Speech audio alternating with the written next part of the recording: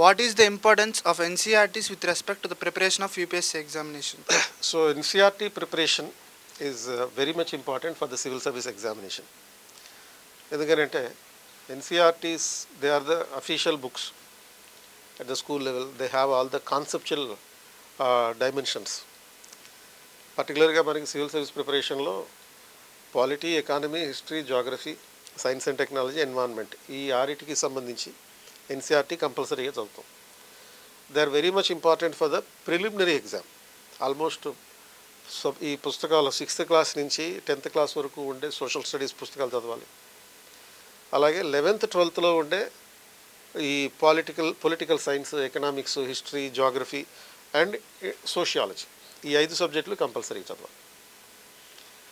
So వీటిని ఎందుకు చదవాలి అంటే 80% of the questions in the prelims are given from the NCERT only.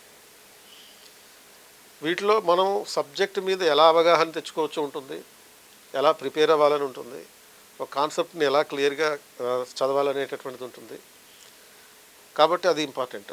And ప్రతి పదం ఈ పుస్తకాలన్నింటిలో ప్రతి లైన్, ప్రతి పేజీ ఇంపార్టెంట్. ఇప్పుడు సపోజ్ 2022లో అనుకుంటా క్వశ్చన్ వచ్చింది, రవీంద్రనాథ్ ఠాగూర్ నేషనల్ యాంథమ్ని ఎక్కడ రాశాడని క్వశ్చన్ అడిగారు. నేషనల్ యాంథమ్ ఎవరు రాశారు అనేది ఒక జనరల్గా అడిగే క్వశ్చన్, కానీ అది ఎక్కడ రాశారని అడిగారు. మదనపల్లిలో రాశారు. ఆ టాపిక్ ఎక్కడ మనం జనరల్గా తెలియదు మనకి. అది NCERT పుస్తకాల్లో ఉండేటటువంటి అంశం. అది కూడా ఎక్కడుంది, అది ఫోర్వర్డ్లో ఉంది. మెయిన్ టాపిక్స్లో కాకుండా ఫోర్వర్డ్లో ఉంది. అంటే మీనింగ్ ఏంటి, ఎండ్ టు ఎండ్ NCERT చదవాలి మనం. ఫోర్వర్డ్ కాడి నుంచి లాస్ట్ పేజ్ వరకు చదవాల్సింది. అప్పుడు ప్రిలిమినరీలో మనకి మిస్టేక్స్ చేసే అవకాశాలు తక్కువ. ఈ కాన్సెప్చువల్ ఫౌండేషన్ తోటి, ఆ ఫ్యాక్చువల్ ఫౌండేషన్ తోటి ప్రిలిమ్స్ మనకి ఆల్మోస్ట్ 140-150 మార్కులు తెచ్చుకునే అవకాశం ఉంటుంది.